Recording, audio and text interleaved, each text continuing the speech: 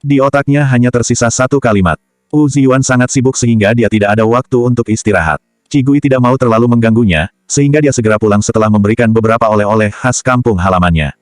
Ketika melewati pintu masuk desa, dia melihat Nenek Zhang di rumah kepala desa. Setelah Nenek Zhang meminum obat China yang diberikan oleh Qi Gui, dia jadi bisa tidur lebih nyenyak, tubuhnya juga penuh energi, tetapi dia masih tidak memiliki kekuatan untuk berbicara. Qi Gui mengamati situasi ini dengan tenang. Dia berencana akan kembali dan bertanya kepada akademisi Wu dari Akademi Pengobatan Tradisional China tentang kondisi Nenek Zhang. Dia berjalan pulang sambil memikirkan kondisi Nenek Zhang. Sebelum beberapa langkah, tiba-tiba dia dihadang oleh seseorang di depannya. Qi Gui tertegun sejenak, lalu mendongak ke atas, dan melihat Wang Shuai telah berdiri di depannya. Wang Shuai tersenyum dengan wajahnya yang tampan. Dia berkata, "Qi Gui, selamat siang." "Selamat siang." Qi Gui menjawab ringan, lalu mengambil beberapa langkah ke samping, dan bersiap untuk pergi. Wang Shuai mengejarnya, "Aku dengar dari Lulu kalau nenekmu sudah meninggal. Apa kau tinggal sendirian di rumah itu sekarang? Apa ada yang perlu aku bantu?" "Tidak, terima kasih." Qi Gui menjawab dengan dingin. Wang Shuai tidak menyerah, dia terus mengejar Qi Gui untuk mengajaknya mengobrol. Tetapi setelah beberapa langkah, seseorang tiba-tiba muncul di sebelahnya dan menabraknya. Pria itu tampak tinggi dan bertubuh kurus, tetapi setelah tabrakan itu, Wang Shuai tanpa sadar mundur beberapa langkah. "Maaf." Pria itu berbisik dan hendak menangkapnya, "Apa kau baik-baik saja?" "Tidak apa-apa," jawab Wang Shuai sambil buru-buru mengejar Qi Gui. Tapi setelah insiden itu, Qi Gui sudah pergi cukup jauh, dan jelas tidak pantas baginya untuk terus mengejarnya. Wang Shuai hanya bisa kembali dengan perasaan kecewa. Di sisi jalan, orang yang baru saja menabrak Wang Shuai menyusul Qi Gui dan bertanya dengan suara rendah, "Profesor Qi, apa Anda ingin membuat orang itu keluar dari desa?" Qi Gui menggelengkan kepalanya. Orang itu dari keluarga Bibi Wang. Dia tidak melakukan apa-apa, dan dia tidak mau memedulikannya. Melihat jawaban Qi Gui, pria itu mengangguk dan kembali menghilang. Ketika Qi Gui tiba di depan pintu rumah neneknya, dia melihat Fu Xi sudah ada di sana. Fu Xi mengenakan pakaian kasual berwarna hitam muda. Dia bersandar malas di dinding samping pintu rumah Qi Gui. Ketika dia melihat Qi Gui, mata Phoenix itu sedikit berbinar dan suaranya yang rendah layaknya magnet membawa sedikit senyuman. "Makan malamnya apa hari ini?" "Bubur." Qi Gui menjawab ringan dan mengulurkan tangan untuk membuka pintu. Qin Sheng yang sejak tadi mengikuti di belakang Fu Xi terdiam melihat adegan di depannya. Dia melihat pemandangan alami dari kedua orang di depannya itu, seperti melihat suami istri yang sudah lama menikah, dan suasana hatinya jadi sedikit rumit. Sore ini, ketika Fu Xi menonton siaran langsung Lu Yu, dia bahkan tidak memedulikan pekerjaannya lagi dan bergegas kembali ke desa ini. Qin Sheng tidak menyangka, ketika mereka sudah bertemu Profesor Qi, Fu Xi bahkan tidak menyebutkan kata Hunter. Bagaimanapun, tanyakan saja pada Profesor Qi apakah dia adalah Hunter.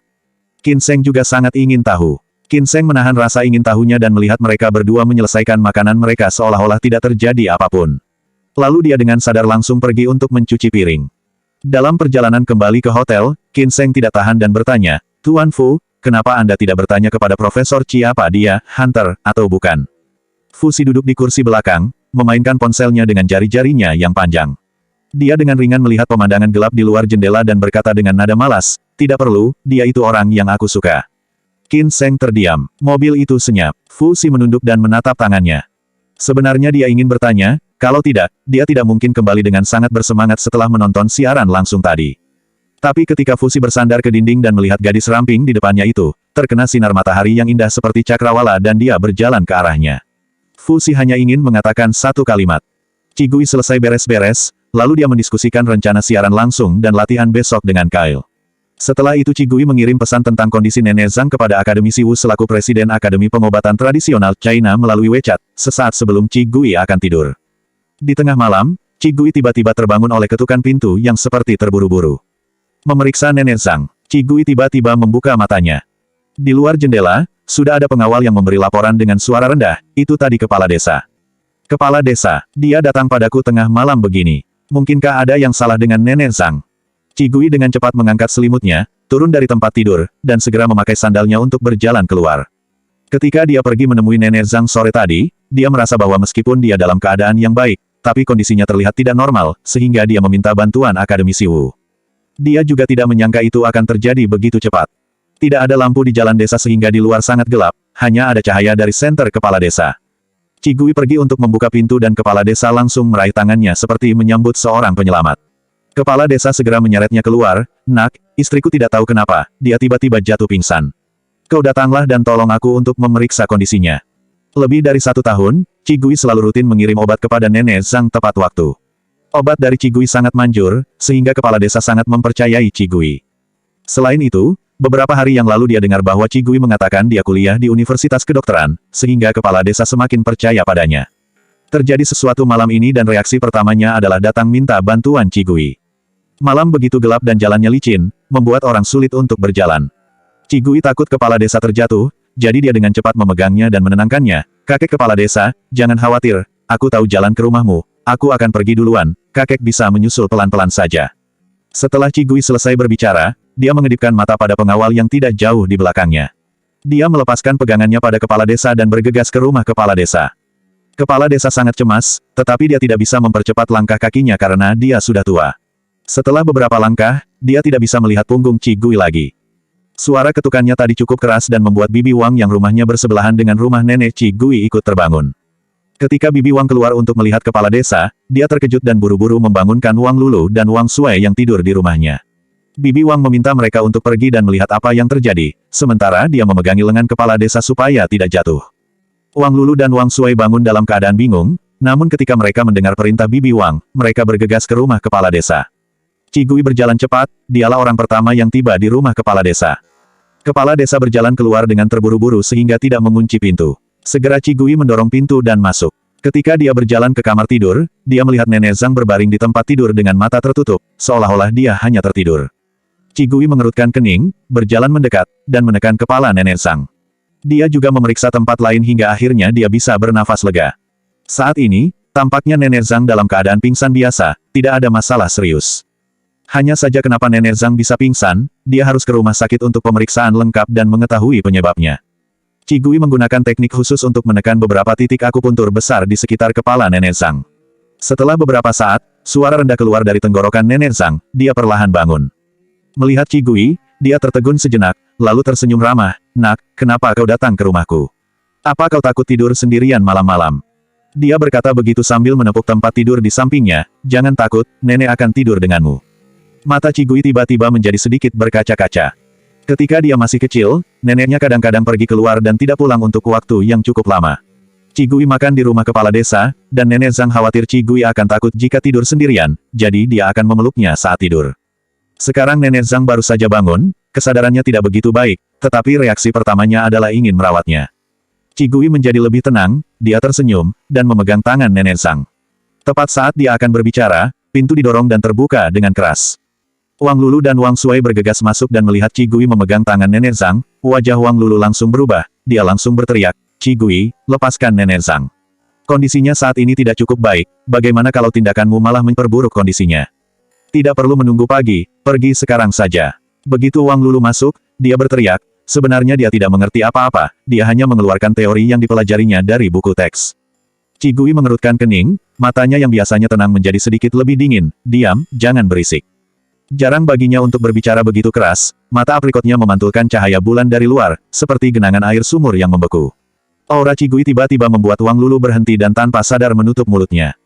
Wang Sui juga terkejut, tetapi dia selalu lembut, jadi dia berkata perlahan, "Qigui, jangan salah paham, Lulu juga khawatir pada Nenek Zhang, dia tidak berniat berteriak padamu." Pada saat bersamaan, Bibi Wang juga datang dan membantu kepala desa untuk masuk ke rumahnya. Keduanya cemas. Mereka menyadari bahwa suasana di ruangan itu sedang tidak baik-baik saja. Kepala desa itu buru-buru bertanya, "Bagaimana, Qigui? Apakah Nenek Zhangmu baik-baik saja?" Melihat kepala desa, mata Qigui menjadi hangat, dan dia berkata dengan lembut, "Masalahnya tidak terlalu besar untuk saat ini, tetapi Nenek Zhang tetap harus pergi ke rumah sakit untuk pemeriksaan menyeluruh." Wang Lulu berdiri di samping, mendengarkan percakapan antara Qigui dan kepala desa, dia sangat heran. Qigui bahkan tidak lulus dari sekolah menengah, dia kuliah di Universitas Kedokteran Kota Nan juga karena keluarga Qi yang memasukkannya ke sana, dan kepala desa berani mempercayai kata-katanya. Memang Nenek Zhang harus pergi ke rumah sakit. Wang Lulu mengerucutkan bibirnya dan berjalan ke depan, tapi biarkan aku memeriksa apakah kondisi Nenek Zhang bisa ditunda sampai besok pagi. Ketika Wang Lulu berbicara, dia ingin melangkah maju. Namun siapa sangka Qigui malah berkata, "Tidak perlu menunggu pagi, pergi saja sekarang." Ketika dia mengatakan ini, semua orang terkejut, sekarang.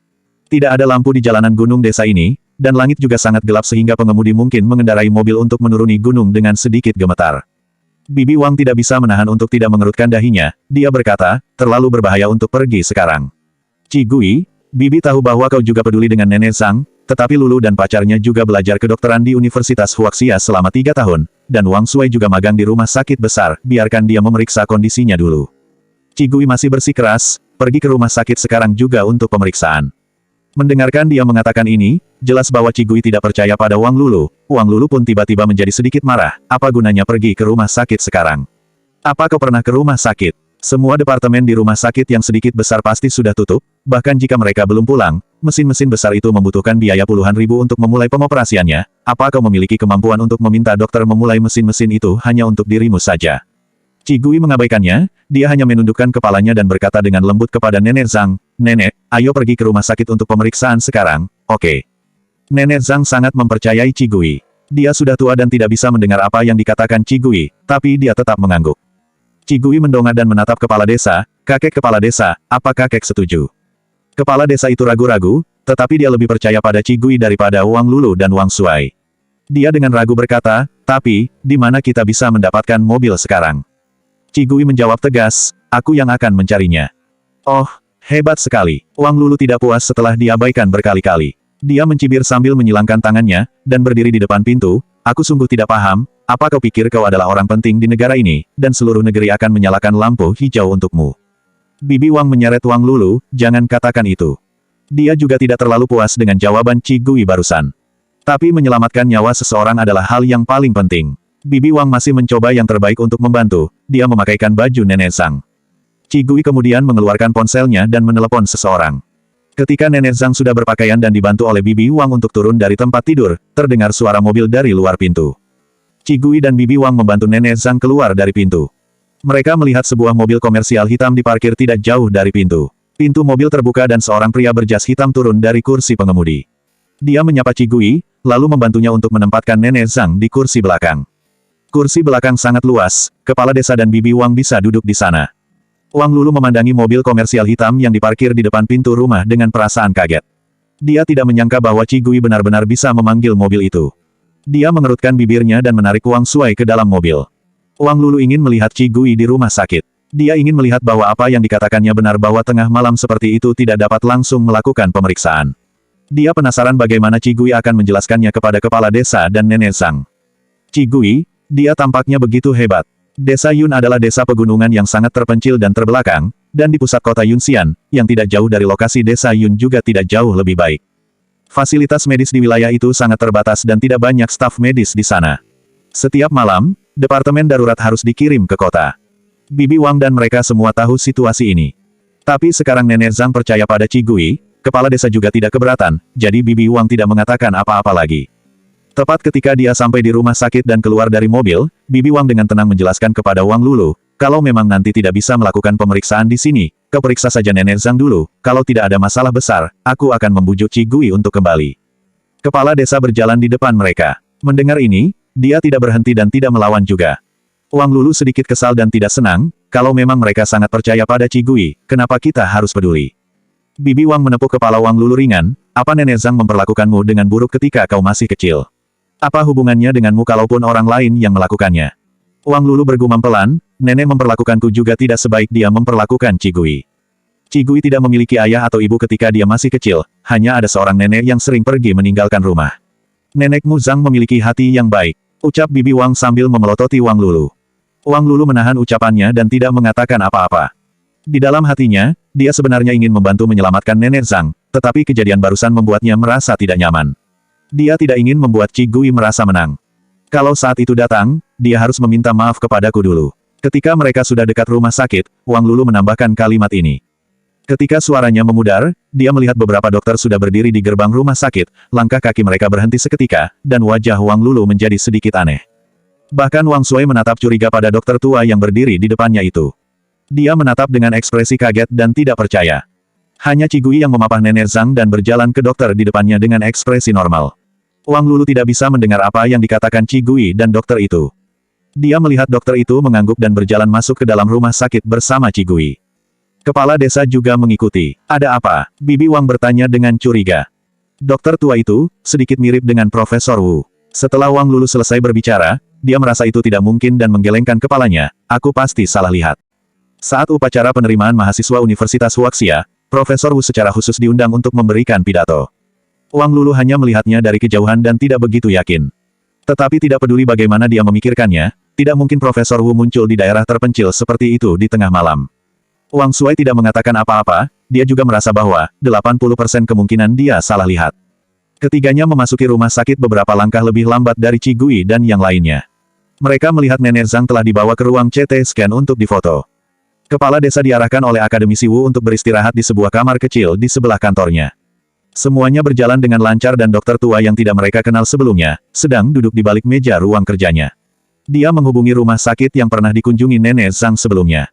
Sangat jelas saat ini, bahwa jika tidak ada pasien darurat, tidak mungkin rumah sakit lain bekerja sama untuk mengirimkan rekam medisnya. Tetapi dalam 2 menit setelah panggilan dokter itu, rekam medis Nenek Zhang sudah dikirim melalui mesin faksimili. Wang Lulu dan Wang Shuai berdiri di sana dengan bingung, dari awal hingga akhir, mereka tidak memainkan peran apapun, tetapi hanya menghalangi. Mereka langsung merasa malu ketika supir yang membawa mereka ke rumah sakit datang dan berkata dengan sopan, "Halo, haruskah saya mengantar kalian bertiga kembali untuk beristirahat dulu?" Wang Lulu dan Wang Shuai sangat ingin cepat-cepat pergi. Meskipun bibi Wang sedikit khawatir, tetapi melihat bahwa dia benar-benar tidak diperlukan di sini, mereka akhirnya mengikuti supir itu. Setelah kembali ke rumah, ketiga orang tadi baru menyadari sesuatu. Seseorang yang bisa mengatur segalanya dalam waktu sesingkat itu jelas bukanlah hal yang bisa dilakukan oleh orang biasa. Qi Gui, dia tampaknya cukup hebat. Wang Shuai berkata dengan perasaan kebingungan yang berkepanjangan. Wang Lulu mendengus dingin, 80% itu pasti karena pacarnya yang membantunya. Aku harus mengakui kalau bisa menemukan pacar yang kaya benar-benar bagus. Wang Shuai tidak bersuara. Baiklah, ayo tidur, desak bibi Wang. Tapi malam itu, baik Wang Lulu maupun Wang Shuai tidak bisa tidur nyenyak. Di rumah sakit, setelah Qi Gui membujuk Nenek Zhang untuk tidur, dia berjalan keluar dan melihat Wu Ziyuan memegang hasil tes Nenek Zhang dan menunggu Qi Gui di kursi. Qi Gui sedikit mengeratkan pegangan tangannya di gagang pintu, apakah hasilnya buruk? Kau sangat ambisius. Wu Ziyuan mengangkat tangannya dan memberi isyarat pada Qi Gui untuk pergi ke ruangannya. Keduanya masuk ke ruang kerja, dan Wu Ziyuan menunjukkan foto dan hasil pemeriksaan Nenek Zhang kepada Qi Gui. Aku tidak perlu menjelaskannya lagi padamu, kau pasti bisa melihatnya juga. Qi Gui mengambil alih foto itu dan memeriksa rekam medis satu persatu dengan hati-hati, wajahnya menjadi semakin bersungguh-sungguh. Ada tumor di otaknya, Wu Ziyuan berkata dengan bersungguh-sungguh, melihat situasinya, dulu tumor ini jinak, tapi sekarang tiba-tiba memburuk. Di usianya saat ini, jika dia menjalani kraniotomi, kemungkinan besar dia tidak bisa selamat di meja operasi. Bagaimana pendapatmu? Qi Gui membaca rekam medis dan foto itu dengan hati-hati, hingga akhirnya dia menghembuskan napas dengan lembut dan mengangkat matanya. Aku akan memberitahu kakek kepala desa, apa yang harus dilakukan, hal itu harus diputuskan olehnya. Nenek Zhang pernah mengalami kecelakaan mobil ketika dia masih muda dan tidak pernah melahirkan anak seumur hidupnya. Dia dan kepala desa Wang hidup bersama selama sisa hidupnya. Dalam hal ini, hanya kepala desa Wang yang berhak mengambil keputusan. Wu Ziyuan tidak mengatakan apa-apa. Dia melihat wajah kurus Qi Gui, dan berkata dengan sedikit sedih, kenapa kau kelihatan lebih kurus setelah 2 hari meninggalkan ibu kota? Apa makananmu di sini buruk? Apa kau mau aku mengirimkan bahan makanan ke atas gunung? Jangan, jangan. Qi Gui terkejut. Bukan karena Wu Ziyuan tidak pernah melakukan hal semacam ini sebelumnya, namun dia pernah dikirimi 2 truk penuh sayuran, buah-buahan, dan makanan laut saat itu, sehingga kejadian itu masih menjadi momok di pikirannya. Aku olahraga terlalu keras selama 2 hari ini, jadinya kurus. Jangan khawatir, guru aku akan gemuk lagi setelah kembali ke Beijing. Qi Gui mengatakan ini, dan Wu Ziyuan hanya bisa menyerah. Aku akan menyiapkan tempat tidur untukmu, kau bisa tidur dulu. Jangan khawatir tentang nenekmu, aku akan menyediakan perawat untuk merawatnya. Tidak, Qi Gui tersenyum, aku akan pergi ke bangsal Nenek Zhang untuk tidur di sana. Qi Gui sudah bersikeras seperti itu, sehingga Wu Ziyuan tidak mengatakan apa-apa lagi. Qi Gui kembali ke bangsal, dia melihat Nenek Zhang memejamkan mata dan tertidur dengan tenang. Mata aprikot Qi Gui sedikit terkulai dan menghalangi cahaya di matanya. Setelah beberapa saat, Qi Gui menghembuskan napas dengan lembut. Dia berjalan perlahan ke samping tempat tidur Nenek Zhang, lalu memegang tangannya dengan lembut dan bersandar di tangannya seperti yang dia lakukan saat dia masih kecil. Qi Gui perlahan mulai menutup matanya. Di luar pintu, Fusi datang dengan tergesa-gesa ke rumah sakit begitu dia mendapat kabar itu. Saat dia datang kebetulan dia melihat pemandangan Qi Gui dan neneknya dari balik jendela di pintu bangsal. Tangannya yang hendak membuka pintu terhenti, lalu perlahan dia melepaskannya dan bersandar ke dinding. Qin Sheng mengikuti di belakang Fusi dan tidak berani mengganggunya. Koridor rumah sakit sangat sepi. Fusi memasukkan tangannya ke saku dan hanya bersandar ke pintu, dia diam-diam menemani Qi Gui yang ada di dalam. Sampai 1 jam berlalu, Wu Ziyuan datang untuk memeriksa kamar, lalu dari kejauhan dia melihat ada 2 pria di depan pintu bangsal Qigui. Dia sedikit mengernyit, dia berjalan mendekat dan saat dia hendak memarahinya, dia mengenal sosok Fu Xi, bukankah kau cucu dari Tuan Besar Fu? Apa yang kau lakukan di sini? Takut mengganggu Qigui di dalam, Wu Ziyuan merendahkan suaranya. Fu Xi mengangkat matanya sedikit dan mengenali Wu Ziyuan juga. Sejak dia tahu bahwa Qigui adalah anggota kelompok ahli Institut Penelitian Lanjutan Nasional, Fu Xi mempelajari setiap anggota kelompok ahli secara mendetail. Dia tahu bahwa Wu Ziyuan adalah pemimpin kelompok ahli dan guru dari Qigui. Dia dengan cepat berdiri tegak dan menyapa dengan sopan, "Halo, Paman Wu, saya datang untuk melihat Qigui."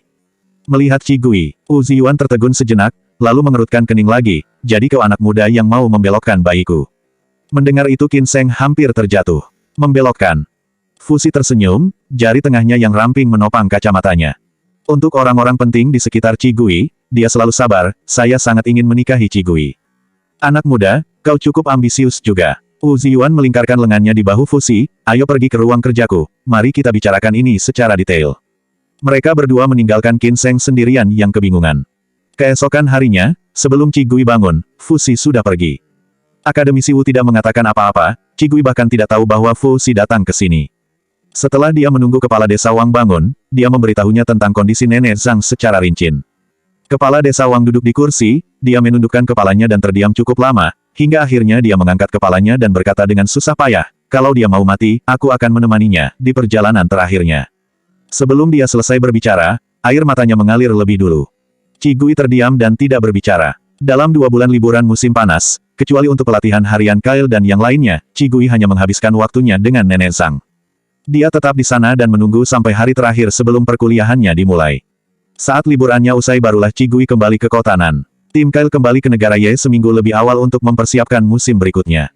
Tidak seperti saat terakhir kali dia datang ke kota Nan, kali ini Qigui menerima telepon dari Qi Changjing begitu dia kembali.